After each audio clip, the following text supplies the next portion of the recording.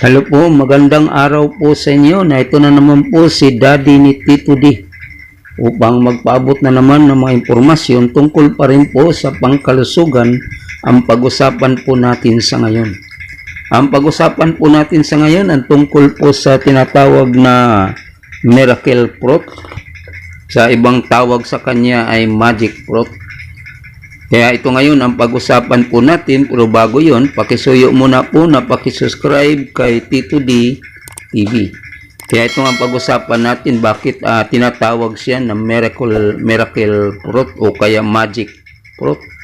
Kapag kayo ay kumain nito, yung bunga ng magic fruit, ay pagkakain mo nito na matamis, pag kumain ka ng kalamansi na maasim, ay maging matamis na yun, panlasa po ninyo. Ito po ay nagmumula sa halamang iyan ay mula sa Afrika.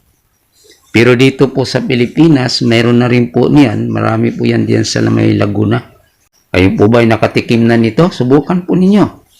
At malaman nyo kung gaano katotoo pala ang gayong magic fruit na ito o miracle fruit na ito.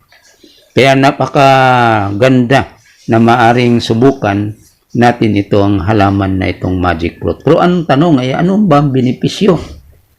Una, ito po ay kung kayo po ay nag-chemotherapy, may problema po kayo sa cancer, ito po ay higit na makatulong sa inyo ang pagkain o kaya pagkain nitong magic fruit na ito.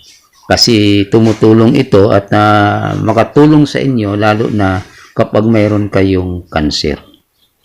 Alam po ba ninyo na ang magic fruit na ito o miracle fruit na ito ay magtataglay siya ng vitamin E, vitamin C. Kaya at mayroon din siyang antioxidant. Kaya napakahalaga na pagkain natin ng ganitong halaman o kaya bunga ng ganitong halaman. At alam po ba ninyo na ito'y nakakatulong lalo na kapag may problema tayo sa diabetes. Di ba? Malaking bagay ito, malaking tulong. Halimbawa, kapag kayo ay nagkape, hindi wag na kayo maglagay ng asukar sa inyong kape. Ang gagawin ninyo, kumain kayo ng isang bunga na yon o yung magic fruit na ito, matamis na yun eh. Pag inom mo ng kape, matamis na yun.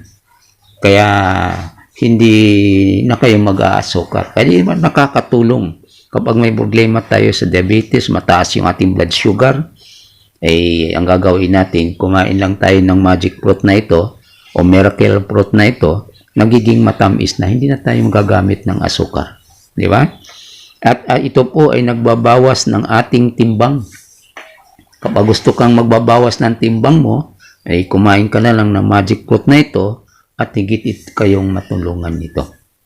Maraming salamat po sa inyong pag-subscribe sa Tito D TV at sana po mga impormasyon nating napag-usapan ay makatulong sa ating pangkalusugan. At yun lang po, maraming salamat sa inyong pag-subscribe at magandang araw po sa inyong lahat.